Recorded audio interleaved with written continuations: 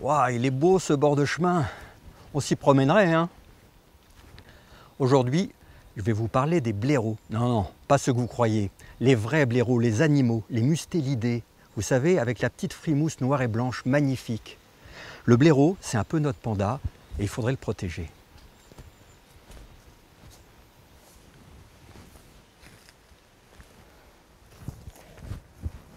Voilà une belle gueule. C'est une des nombreuses entrées des terriers des blaireaux. La blaireautière.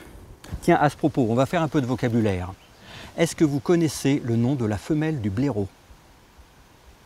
La blairelle. Et les petits de la blairelle et du blaireau, les blaireautins. Encore une autre question. Pourquoi est-ce que le blaireau est noir et blanc?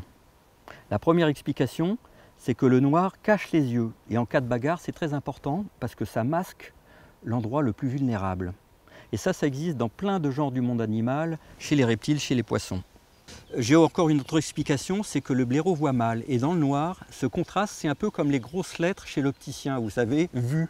Donc il voit de très loin ses congénères et ce sont des signes d'identification. Voilà pourquoi, sans doute, le blaireau est noir et blanc. Encore une fois, le blaireau, c'est notre panda, il mériterait d'être protégé. Mais il est chassé, et non seulement il est chassé, mais il l'est fait de la manière la plus barbare qui soit.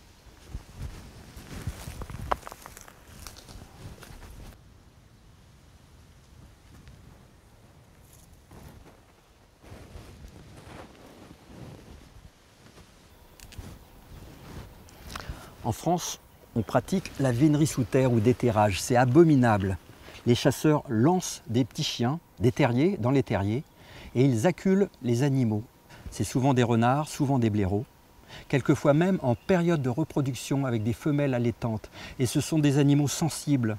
Ils sont absolument terrorisés par les cris des chiens. À l'extérieur, les chasseurs repèrent au cri des chiens, justement, la position des blaireaux ou des renards, et ils creusent et ils creusent. Et dès qu'ils les voient, ils les extirpent avec des pinces métalliques géantes. Et là, soit ils les achèvent à coups de dague, à coups de poignard, soit ils les donnent agonisants à leurs chiens. C'est interdit à peu près partout en Europe, mais pas en France. Mais nous sommes des chasseurs pacifiques. Nous avons posé des caméras et nous regardons vivre les blaireaux, les vrais.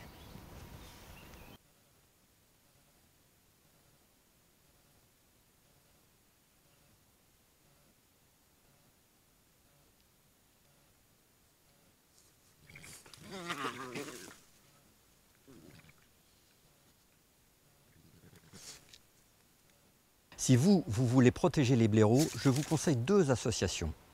MELES, M-E-L-E-S, c'est le nom scientifique du blaireau, qui est spécialisé dans l'animal, ou alors l'ASPAS, A-S-P-A-S, l'Association pour la protection des animaux sauvages, qui s'occupe de tous les mal-aimés. Et nous, les mal-aimés, on les aime.